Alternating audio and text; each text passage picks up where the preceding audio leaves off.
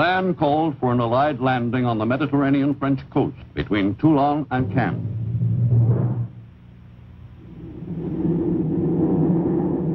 The whole coastal area, extending from the beaches inland for about 150 miles, was thoroughly softened up for the assault troops.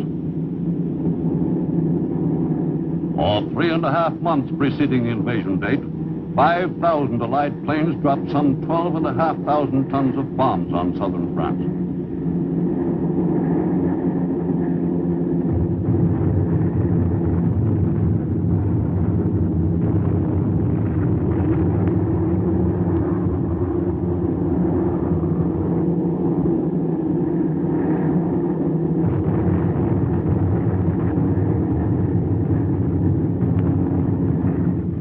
Early on the morning of August 15, 1944, the mounting air bombardment was supplemented by strong naval fire against the beaches.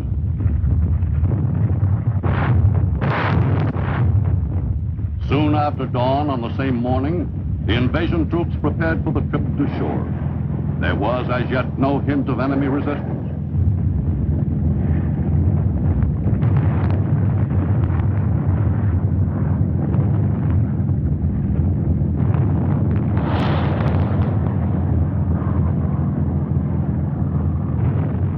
Spearheaded by 3 American divisions, supplemented by French units, the U.S. 7th Army made the assault.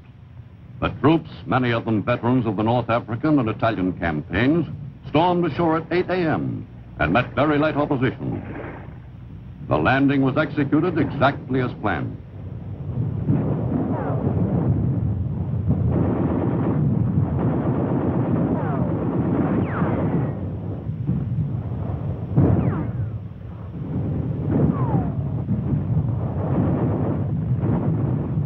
The enemy was caught by surprise. The American and French assault units, once ashore, were opposed by only 2 German divisions, spread along the coast, and 8 more farther inland.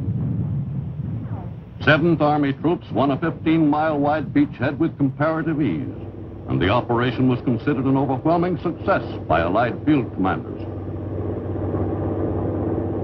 With the beachhead securely ours, the drive inland was begun without delay. The course of the advance was to be up the valley of the Rhône River. The troops started their drive toward the valley against stiffening resistance.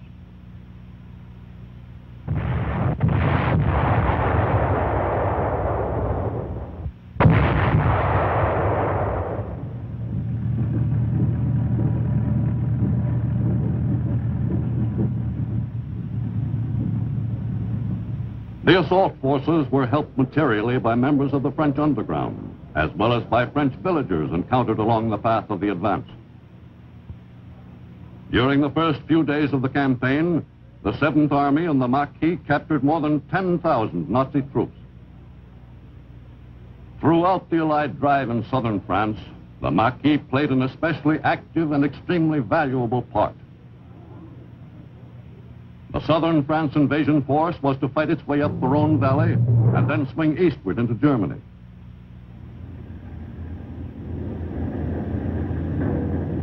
Having overcome the Nazi defenders along the coast, the 7th Army pushed up the valley on the heels of the main body of German forces racing north toward the German frontier.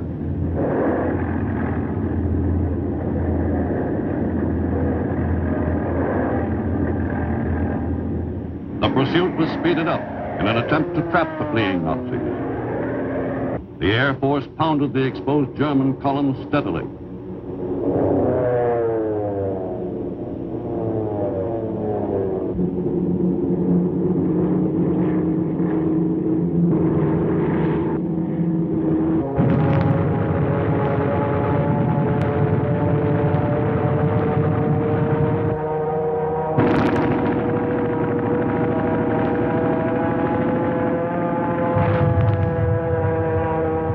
At intervals, the Allied chase was slowed down, as the 7th Army troops were called upon to reduce a pocket of Nazi resistance. The GIs went about the job quickly and efficiently.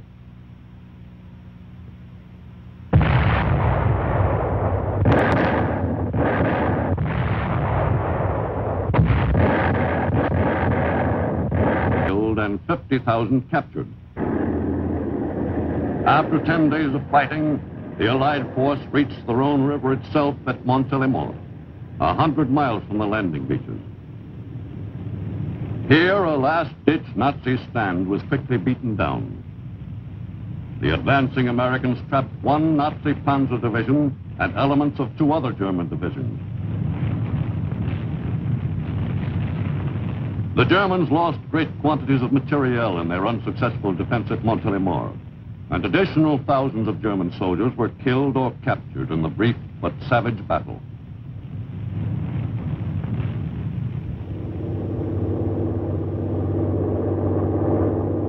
In town after town in their victorious drive up the Rhône Valley, the GIs were greeted with enthusiasm by the overjoyed French townspeople.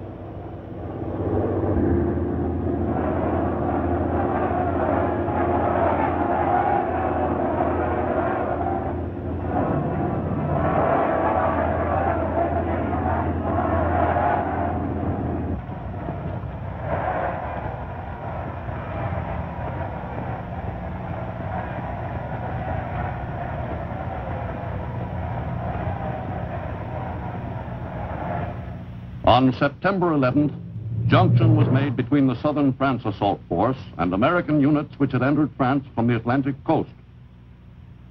In the Dijon area, the U.S. 7th and 3rd Army troops made contact, and western France was sealed off. For the final push to the German frontier, the Allies presented a single powerful battle line. Sparking the drive to the east was Patton's 3rd Army. Patton realized that through speed and determination, each successive advantage is more easily and economically gained than the previous one. Relentless and speedy pursuit is the most profitable action in war. But the Germans did not simply fall back. The Nazis showed every intention of fighting savagely for every mile of eastern France still in their hands. They used all available mobile equipment in their strong effort to stem the Allied advance along the whole battle line. In a concerted attempt to stabilize their defense, the Nazis fought stubbornly, fully aware that if this stand were unsuccessful, the Allies would, before long, penetrate into Germany itself.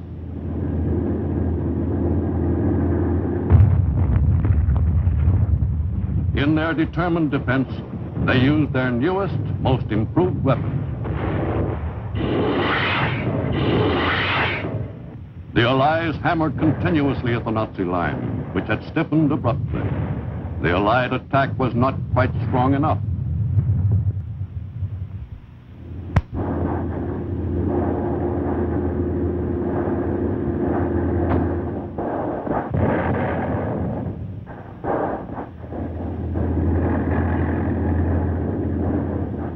Though handicapped by lengthening supply lines, the Allies kept up their attack on all sections of the front in an all-out drive toward the German frontier. The battle continued for weeks during the early autumn. Elements of Patton's 3rd Army advanced the Allied position a little closer to the German Siegfried Line as they crossed the Meuse River.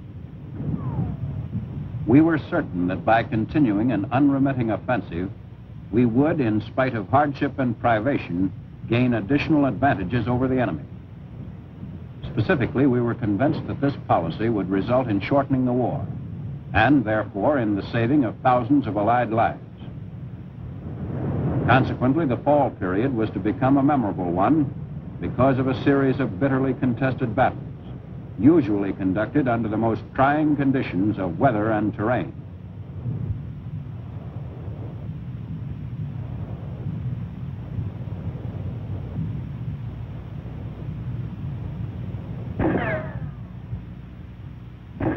The fighting throughout the front, from Switzerland to the mouth of the Rhine, descended during the late fall months to the dirtiest kind of infantry slugging.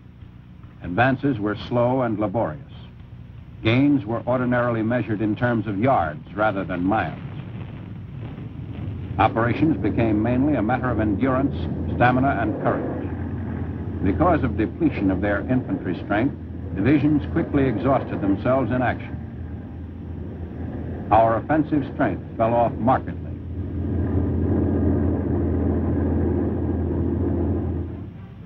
During the 3 months beginning September 1st, I spent a great portion of my time in travel. I visited commanders in their own headquarters, kept personal touch with problems as they arose, and above all, gained a feel of the troops. All along the front, Allied planes kept up the attack on Nazi defensive positions.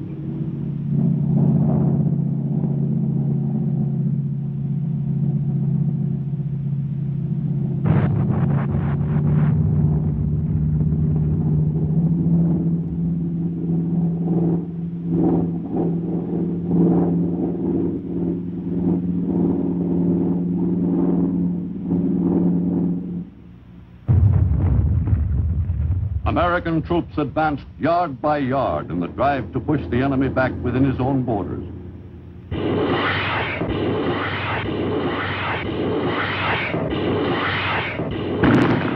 The French First Army led the attack on the Belfort Gap and breached it within a week. Its leading troops quickly reached the Rhine. This turned the flank of the German position in the Vosges Mountains and forced a general withdrawal. We were disposed along a line which, beginning in the north on the banks of the Rhine, stretched 500 miles southward to the border of Switzerland.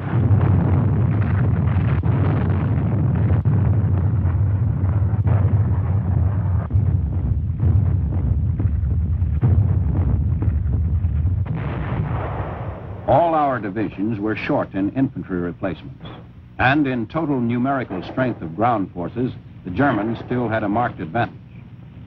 We could, on the average, deploy less than one division to each 10 miles of front.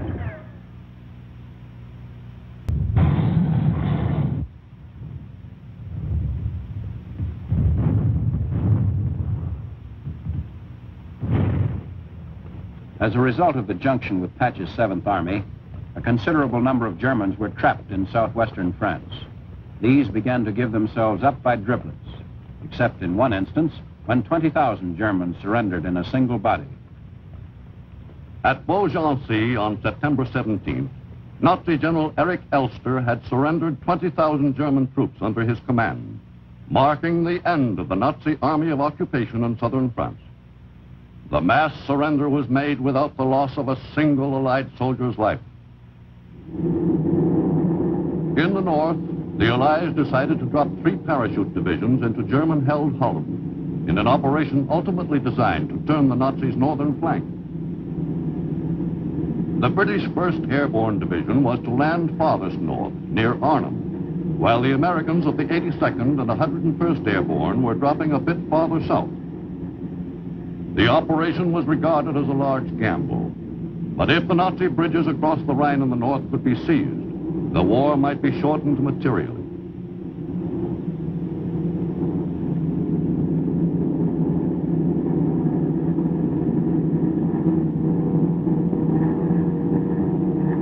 The drops were executed as planned. The first landings by the main airborne forces were made on September 17th and continued for several days following. Initial losses were slight, but there were some.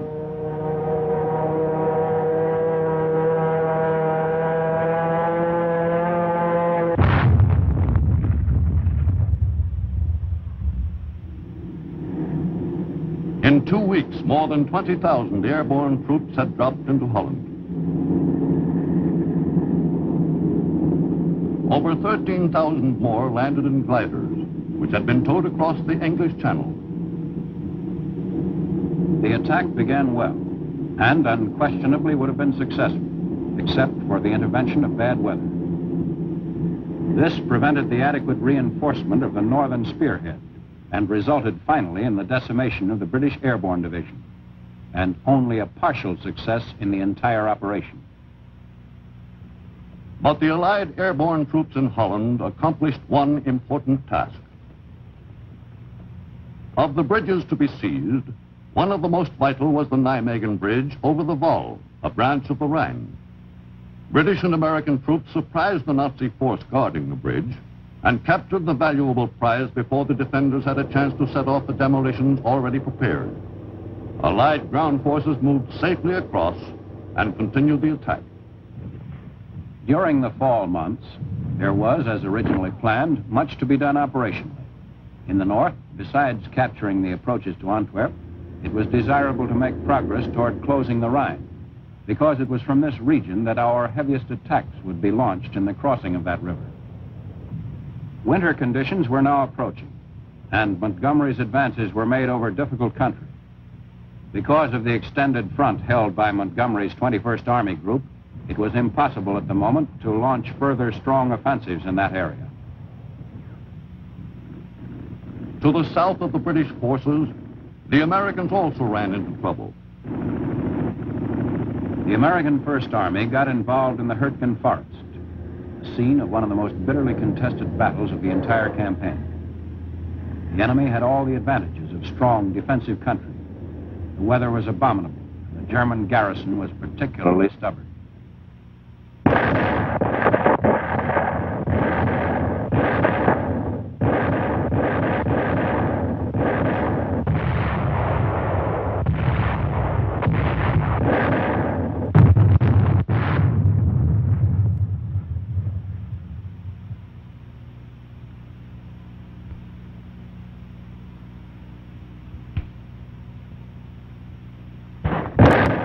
All along the front in the Aachen sector, as winter drew near, the fighting continued heavy. But in the Hurtgen Forest, the battle was especially tough. After the battle, whenever veterans of the American 4th, 9th, and 28th Divisions referred to hard fighting, they did so in terms of comparison with the Battle of Hurtgen Forest, which they placed at the top of the list. Yankee doggedness had finally won. By mid-December, the Allies had penetrated the outer defenses of the Siegfried Line at several points. American troops were crossing the German frontier in preparation for the final phase of the war in Europe.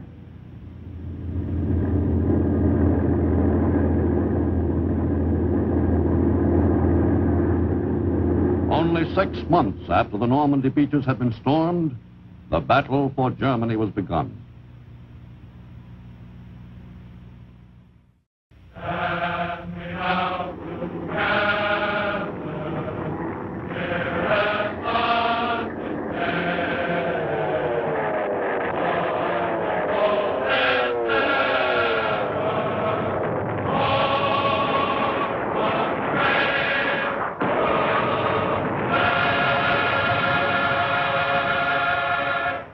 To sustain and intensify the mightiest military offensive in the history of man required uninterrupted supply of ammunition and continuous delivery of the engines of war.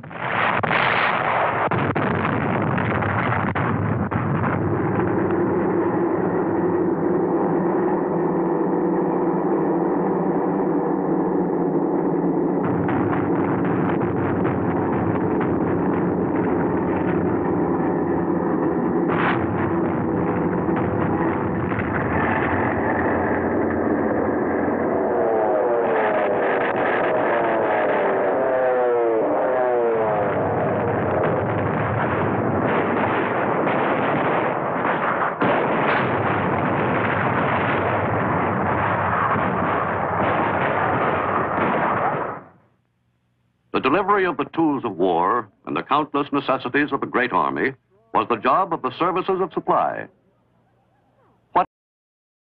Their work had to be done with speed and certainty.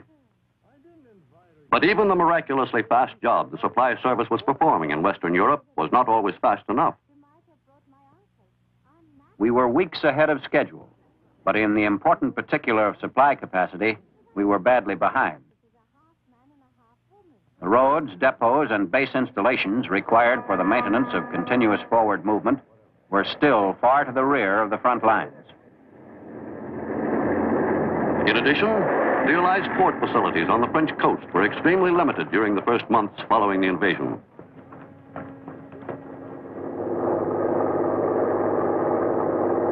Our logistic formations had been confined in a very restricted area during the entire Battle of the Beachhead.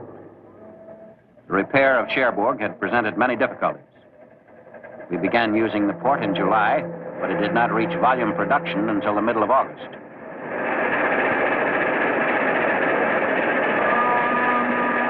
But the difficulties of supply, once our columns began their forward race, was a problem that required effective solution if we were to gain our full battle profit.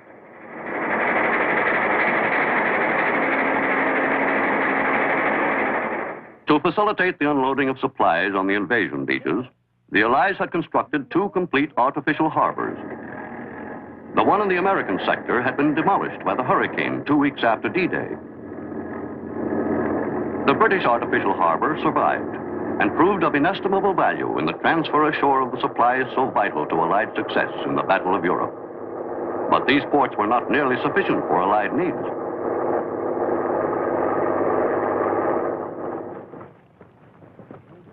These meager facilities could not support us indefinitely, and there was bound to be a line somewhere in the direction of Germany where we would be halted, if not by the action of the enemy, then because our supply lines had been strained to their elastic limit. One of the most vitally needed staples was oil. To keep a steady stream of that precious fluid pouring into France, a series of pipelines was laid between England and France, spanning the channel.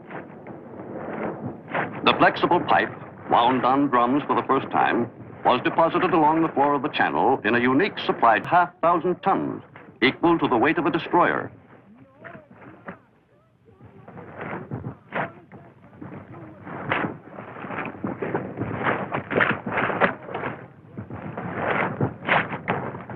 From August 12, 1944, less than 10 weeks after the Normandy beaches were invaded by the Allies, until VE Day, more than 120 million gallons of gasoline flowed through the Pluto lines from Great Britain to the Allies on the continent. When these pipes were first laid in the channel, the destination of the gasoline was the coastal area of France, where it was pumped into storage tanks in the rear of the Allied position.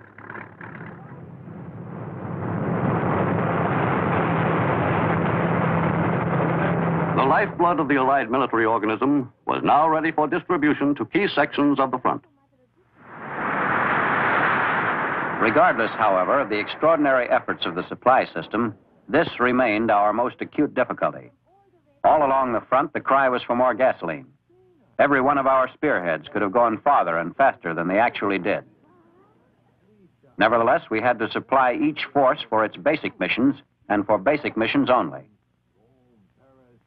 Getting the all-important supplies to the French coast was only half the problem. Delivering the goods to the men at the front was the toughest part of the job. The services of supply installed systems of truck transport by taking over main road routes in France and using most of these for one-way traffic. These were called red ball highways, on which trucks kept running continuously. Every vehicle ran at least 20 hours a day. Relief drivers were scraped up from every unit that could provide them, and the vehicles themselves were allowed to halt only for necessary loading, unloading, and servicing.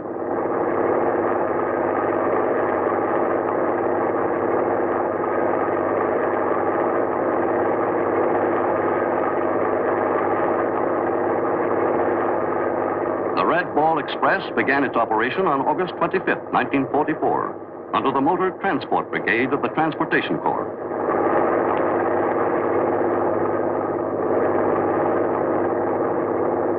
Its route was quickly extended and finally covered 700 miles, the longest one-way traffic artery in the world. Since the Red Ball Express operated 24 hours each day, most of the drivers served the same kind of continuous duty that the combat troops saw in the lines.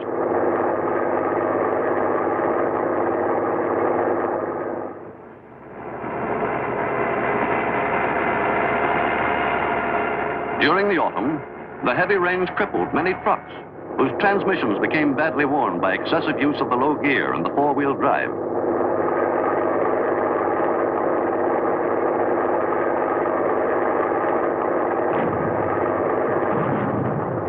Experience had demonstrated that each of our reinforced divisions in active operation consumed about 600 to 700 tons of supplies per day. Our maintenance arrangements had to provide for the arrival of these amounts daily. In addition, we had to build up the reserves in troops, ammunition, and supplies that would enable us, within a reasonable time, to initiate deep offensives with the certainty that these could be sustained through an extended period of decisive action. One of the most important items of supply hauled by the Red Ball Express during the crucial autumn months of 1944 was food.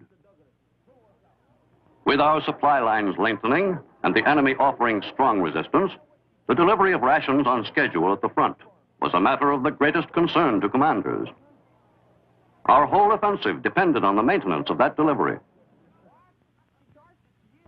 As Allied forces penetrated farther and farther eastward in Europe, the transportation of that other vital commodity, oil, to the forward areas became an even greater problem.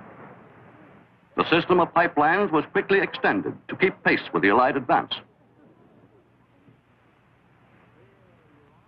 5 pipelines were built on the continent to carry gasoline, oil, and lubricants to Allied forces at the front.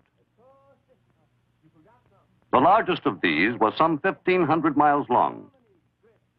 Altogether, the network of 5 lines totaled more than 3,000 miles. The thoroughness of the destruction of key transport arteries, both by Allied bombings and German demolitions, greatly complicated the monumental job of the services of supply. Allied engineers were faced with the task of restoring nearly 5,000 miles of double railway track, 2,000 miles of single track. The progress in the salvaging of Western Europe's railroads for Allied use was carefully noted by Generals Eisenhower and Bradley. The reconstruction of bridges, which, as major targets, had either been knocked out by the Allies or blown up by the retreating Nazis, was one of the most demanding jobs which fell to the overworked Army engineers.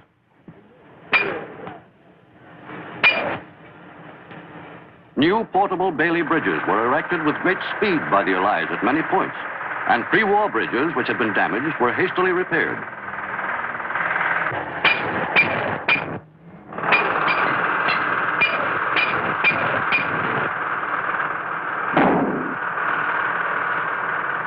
As the Army engineers rushed repairs on bridges, a major supply problem was lessened.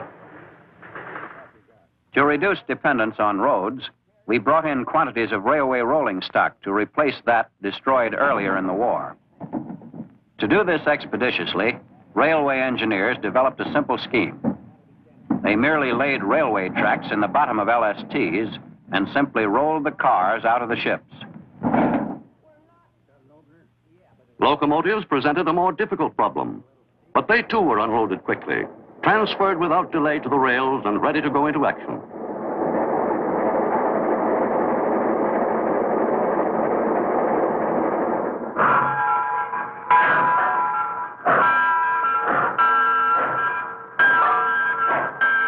With the pressure from the front for additional supplies increasing, every available train was pressed into service at once.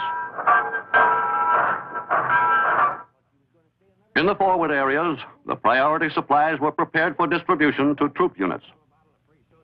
In the 6 months following D-Day, railroad development proceeded according to plan.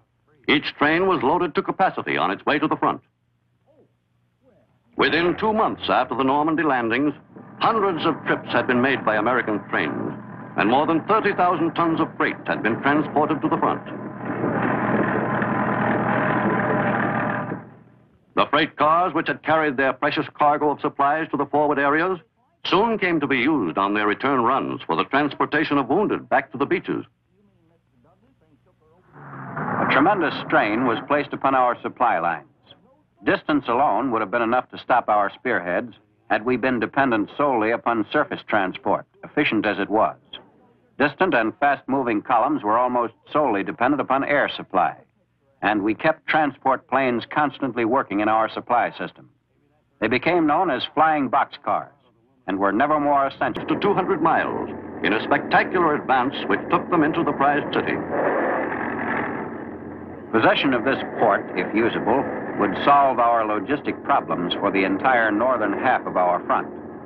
Not only was Antwerp the greatest port in Europe, but its location well forward toward the borders of Germany would reduce our rail and truck haulage to the point where supply should no longer be a limiting factor in the prosecution of the campaign, at least in the northern sectors.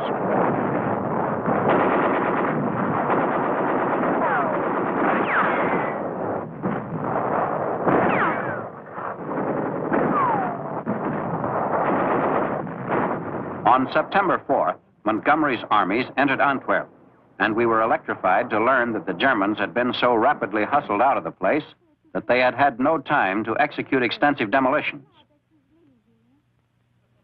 Antwerp is an inland port connected with the sea by the great Scheldt estuary. The German defenses covering these approaches were still intact, and before we could make use of the port, we had the job of clearing out those defenses. Capture of the approaches to Antwerp was a difficult operation. The Scheldt estuary was heavily mined, and the German forces on Walcheren Island and South Beveland Island completely dominated the water routes leading to the city. The battle for Walcheren Island raged on for 8 days. The amphibious assault against Walcheren was carried out against some of the strongest local resistance we met at any coastline during the European operation. Final German resistance on the island was eliminated by November 9th. Following this spectacular and gratifying operation, Antwerp quickly became the northern bulwark of our entire logistical system. The first Allied ships arrived in Antwerp, ready to unload on November 26th. The supply problem in the Allied northern area was considerably brighter. The results of the seizure of Antwerp were felt along the entire front.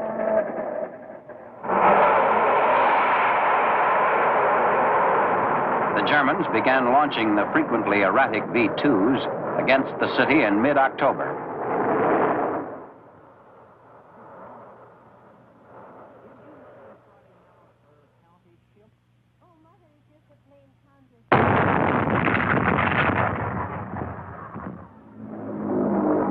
Even more frightening, though less devastating, were the older V-1 rocket bombs. The Nazis were fully aware of the importance to the Allies of the key port city and continued their crippling rocket bomb attacks throughout the winter. Numbers of civilians and soldiers were killed, and communications and supply work were often interrupted, although usually only for brief periods. The civilian population of Antwerp sustained these attacks unflinchingly.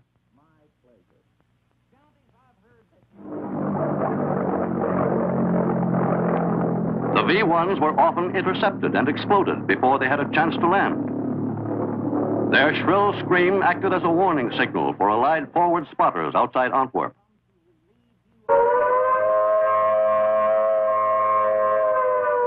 Defensive measures against the V-1 soon attained a very high degree of efficiency. But even so, the threat of their arrival was always present at all hours of the day and night and in all kinds of weather. Radar was used to great advantage.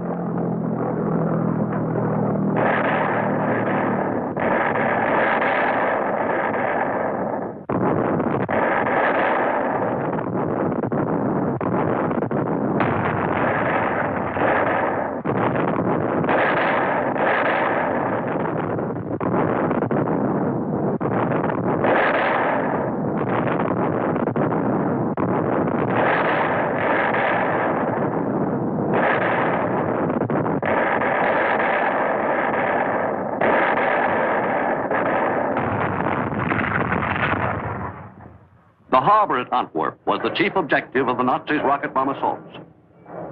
Damage to the harbor facilities was considerable. But Europe's greatest port was soon operating at capacity levels in support of British and American armies at Germany's frontier. The Allies planned to strengthen their forces at the front in preparation for the final great campaign to force the Nazis into unconditional surrender. Supplies arriving at Allied ports were unloaded and speeded on their way with not the slightest delay. All the men who contributed to the swift movement of these essential supplies to the battle line worked around the clock. The Allies were rolling in high gear on the road to Berlin. The battle of supply, though not yet won, was fast turning into another outstanding Allied victory.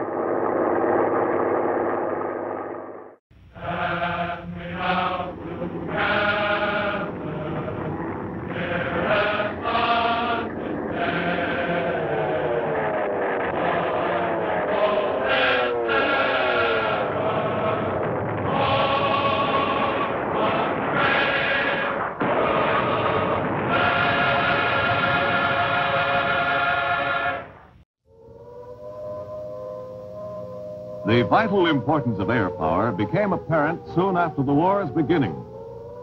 In those first years, the major defensive struggle was directed against the Nazi air attack.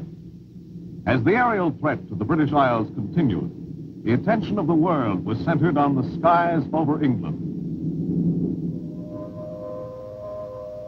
In 1940 and 1941, the Royal Air Force battled savagely against heavy odds to ward off the Nazis' pulverizing air attacks on England.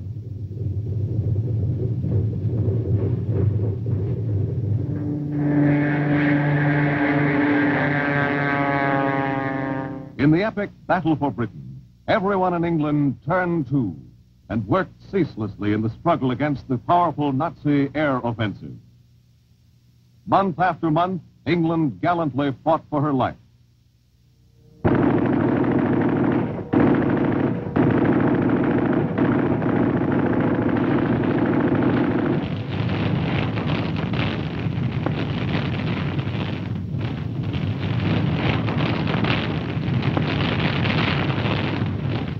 The Luftwaffe hammered England without let-up. The RAF fought back with every plane at its command.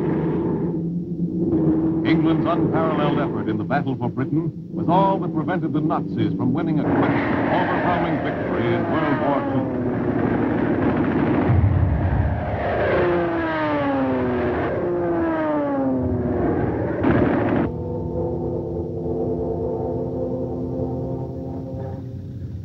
After the United States became actively allied with Great Britain, the English scene took on a new complexion.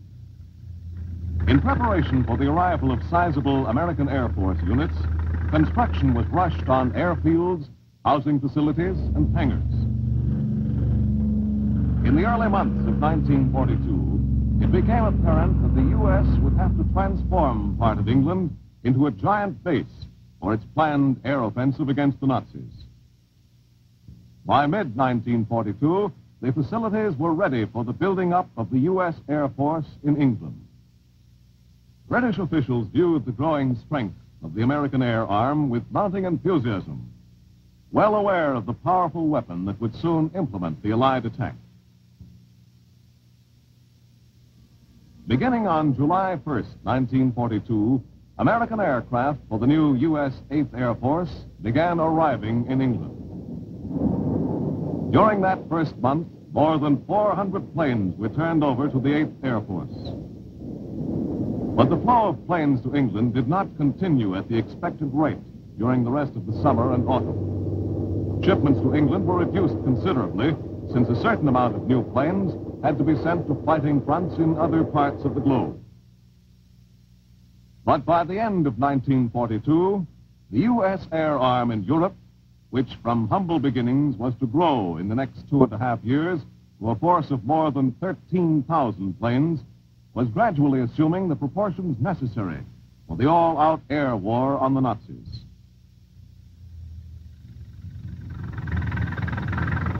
Harassing the Nazis from the south were the U.S. Air Force units in the Mediterranean. The importance of Mediterranean bases for furthering our bombing campaign against central Germany was always a factor in the development of plans. On August 1st, 1943, a special bombing effort was carried out from an African base against the Ploesti oil fields, the most important single source of natural oil available to the Axis. The attack was conducted at treetop height, and every crew was briefed to bomb a particular facility in the great installation.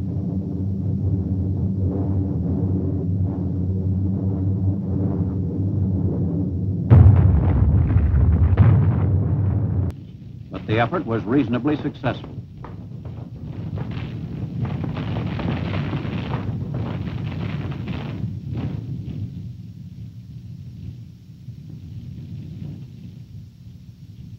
The effectiveness of the raid was later estimated at 42.5% of production wiped out.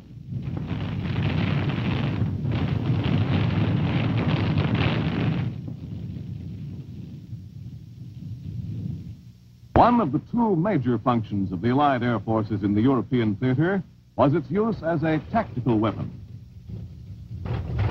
The air can be employed in a variety of ways to forward the progress of the land battle. One of these was to attack the enemy's supply lines. Destruction of bridges, culverts, railways, roads, and canals by the air tends to isolate the force under attack. In several crises of the European campaign, the air flew more than 10,000 combat sorties per day as its share of the ground air battle.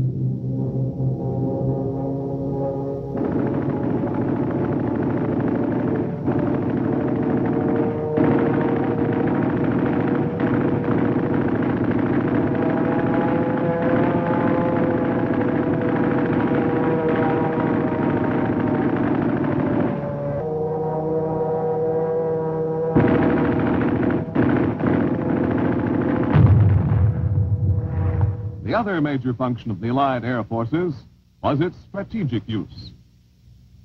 We were most anxious to effect the destruction of German industry. The effect upon the land battle would be most profound, and the eventual winning of the war would be correspondingly hastened.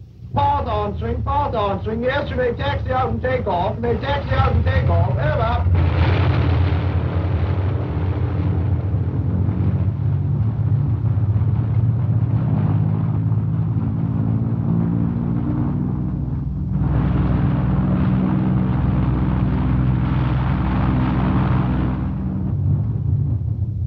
The British strategic bombing operations were usually begun at dusk. Their experience had driven them to bomb only at night. Otherwise, they suffered unsupportable losses. We believed that this was due to the fact that British bombers were designed for range and weightlifting at the expense of speed and defensive firepower.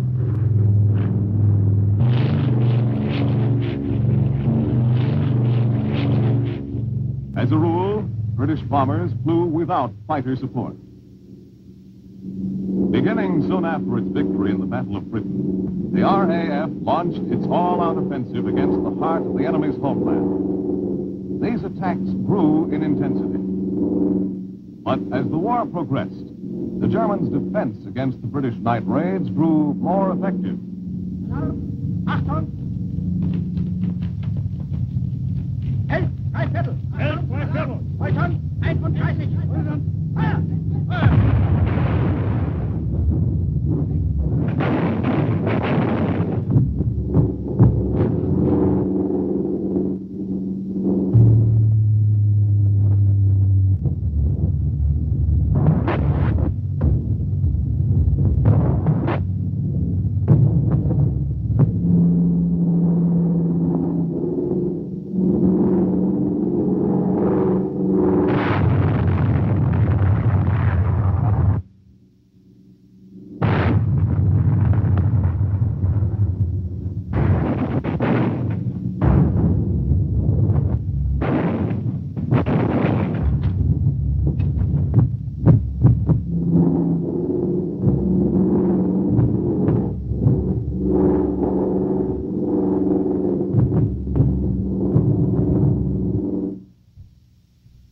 The American Air Force preferred daylight precision bombing for best results.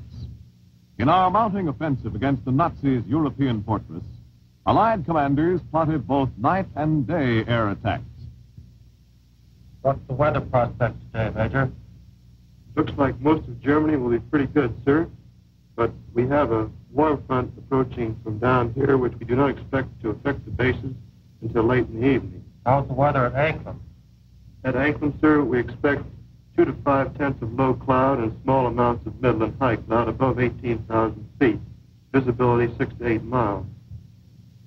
Give me the map of Anklam and the picture of the aircraft factory there. Yes.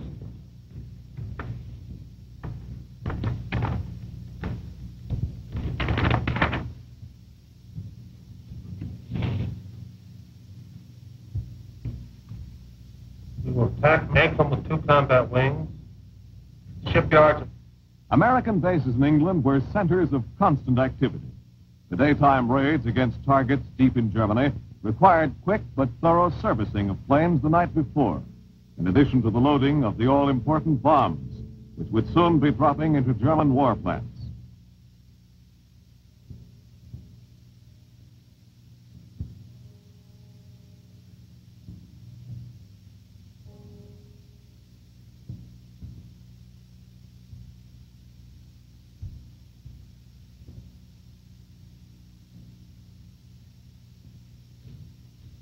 Okay, fellas, roll out. We have a mission this morning. Next in half an hour. Captain Kirk, Captain Thompson, Lieutenant Booska, Ackerson, Holloway, and Hawker scheduled to fly. Wrap it up.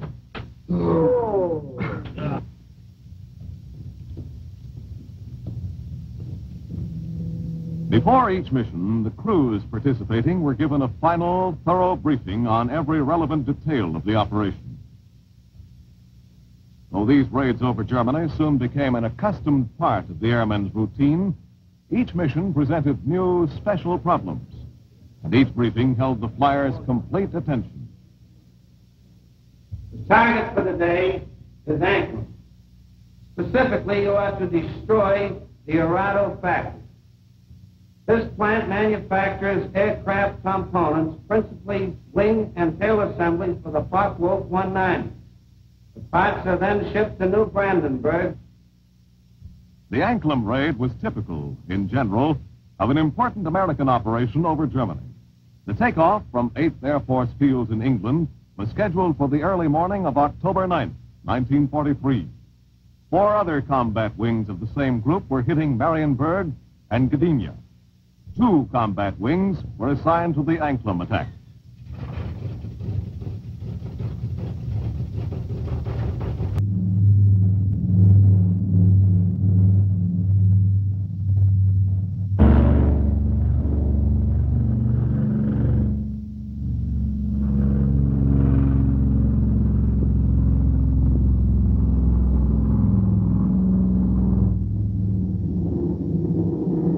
En route, the bombers had no fighter support. The first opposition was encountered over Denmark, where German fighters attacked in some force.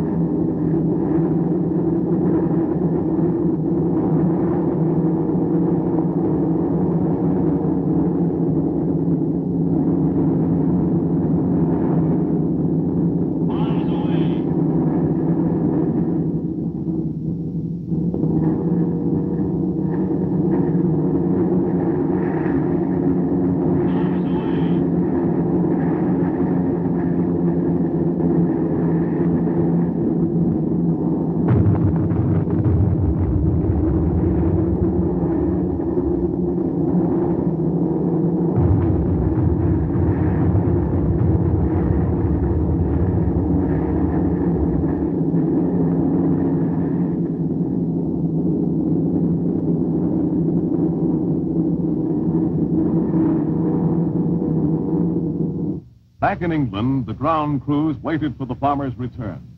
As the hour for their expected arrival drew near, there was a perceptible tension in the air at the base.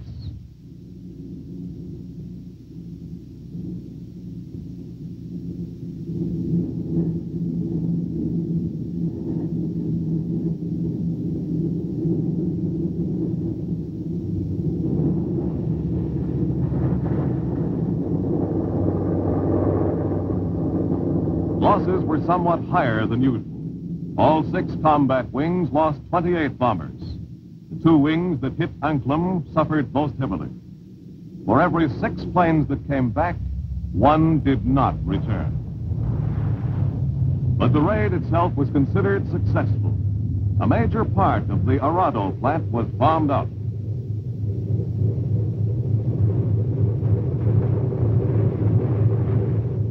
First order of business for the airmen immediately after landing at the base was a review of the mission with intelligence officers.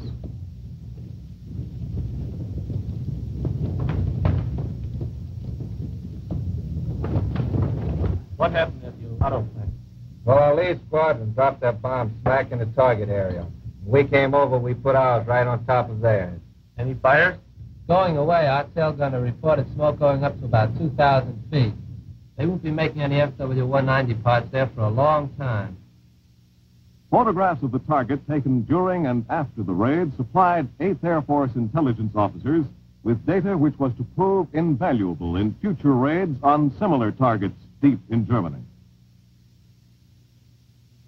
We shared the conviction that through an overpowering air force, the Germans' defenses could be beaten down or neutralized, his communications so badly impaired as to make counter-concentration difficult, and his air force swept from the skies. The growth of American air strength in Europe and the Mediterranean was stupendous. Between our entry into the war and the German surrender, our fighter planes had won superiority over the Luftwaffe, and our bombers had penetrated every defense which the German had raised against them.